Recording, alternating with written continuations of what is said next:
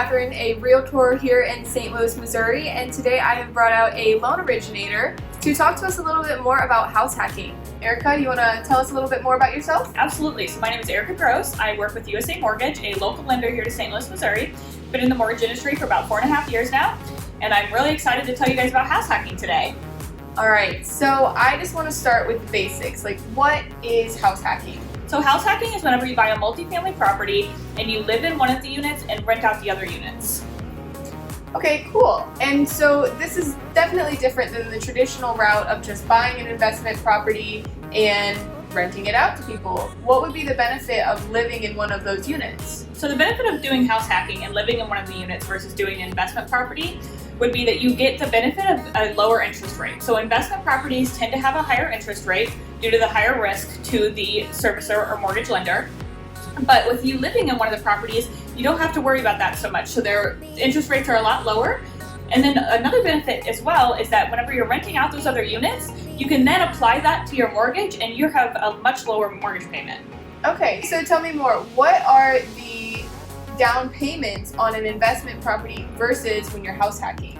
So an investment property, you do have to put at least 15% down. Some programs require 20% or even 25% on an investment property purchase. The benefit of going and doing a primary residence where you're house hacking is that you can use a lower down payment because you are living there. And a big change that just happened is that Freddie Mac just changed their requirement for even a house hack from 15% to 5% down. So if you're going to live in one of the properties, you can now put down a minimum of 5% on a Freddie Mac Home Possible loan. That's really cool. I was just curious, if somebody wants to do this kind of investment, what are the requirements? The requirements are pretty much the same as a conventional loan. There are a couple additional items with a Home Possible mortgage. Home Possible mortgage requires that you have at least a 660 credit score.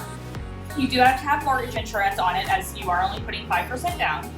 The other difference is that you cannot make more than 80% of the median income for the area that you're buying the home in. Okay, so this is definitely something more for a newer investor or first-time home buyer. Absolutely. This is a great way to start your investment portfolio. Another benefit of doing the house hacking is that you do only have to live in the property for 1 year.